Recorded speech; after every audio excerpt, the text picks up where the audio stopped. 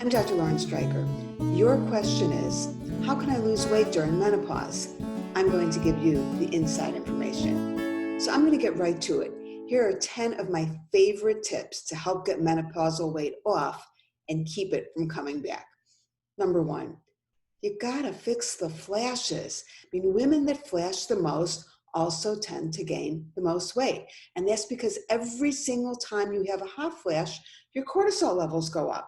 And that rise in cortisol sabotages your weight loss efforts. So whether you choose to go with a hormonal or a non-hormonal fix, lose the flashes and you'll be well on your way to losing the weight.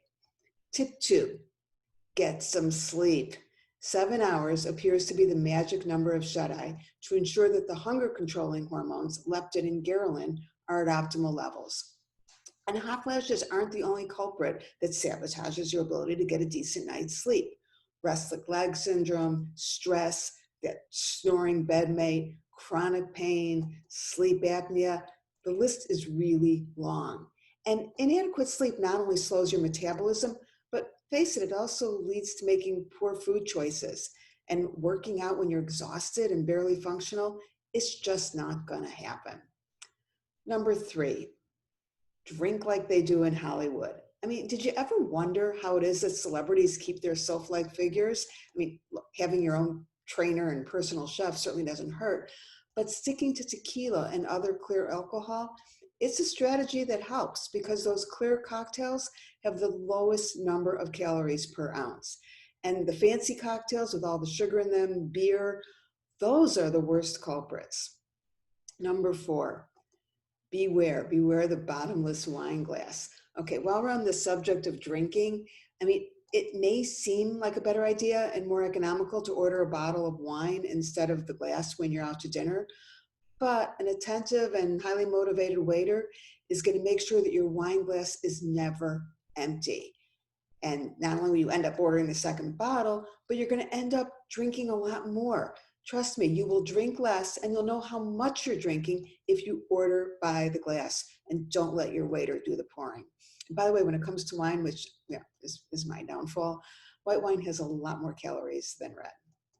Number 5, the bigger the plate, the more you take. It's kind of one of those interesting facts that dinner plate sizes have increased on average by 23% since the 1900s, early 1900s. So using a smaller plate actually results in taking a lot less food, up to 31% less food than you would if you had a big oversized plate. Number 6, visit the end of the buffet before the beginning of the buffet. Okay, I worked my way through college and medical school as a waitress in a seafood restaurant. So I know firsthand the starchy, fatty, filling, really tempting, but inexpensive stuff like tuna salad swimming in mayonnaise, pasta salad, potato gratin, all of that's at the beginning of the buffet. And that's because the restaurant is banking on the fact that you're going to load up on that stuff and not have any room on your plate for the shrimp, the oysters, and the crab legs that are at the end of the buffet. Tip number 7, think about bringing your own food. Every host appreciates when a guest offers to help out and bring food to a party, but it also gives you control of having something that you personally want to eat. That way you can avoid getting stuck at a dinner party with no choice other than the cheesy lasagna and salad drenched in Thousand Island dressing. Number 8, this is my favorite. Consider a treadmill desk. When I'm working from home, I am pretty much always at my treadmill desk. It's easier to write and walk than you think, and even though I'm only walking 1 mile an hour, it really adds up. Not to mention, I no longer have the neck pain, the back pain, the everywhere pain that came with long hours of hunching over my desk.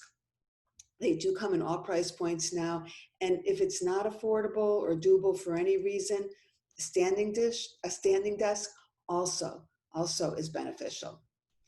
Number 9, don't let your friends sabotage your weight loss efforts. Don't you just love it when you say, no, I'm not going to have the cake, and then your friend puts it in front of you anyway and says, oh, that's okay, I'm giving you permission, go ahead and eat it.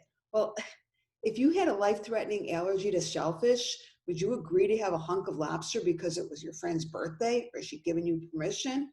Exactly. And finally, number 10, get some help with this whole weight loss thing.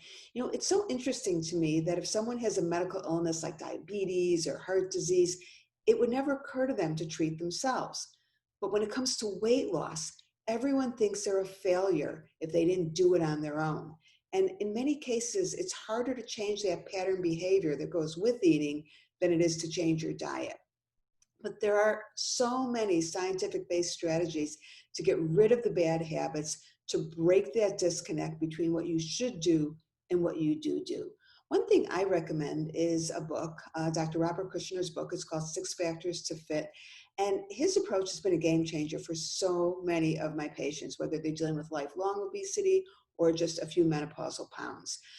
But once you get a plan, whatever it is, whether it's 6 Factors to Fit, or you join Weight Watchers, or go to a local hospital program, make sure it's a plan that you can stick with. That's what's most important. And that would not be the nothing but grapefruit diet. And then it really helps if you enlist the help of maybe a supportive friend or a spouse or a partner to stay on track. So for lots more tips and more information, check out my other videos and visit drstreicher.com.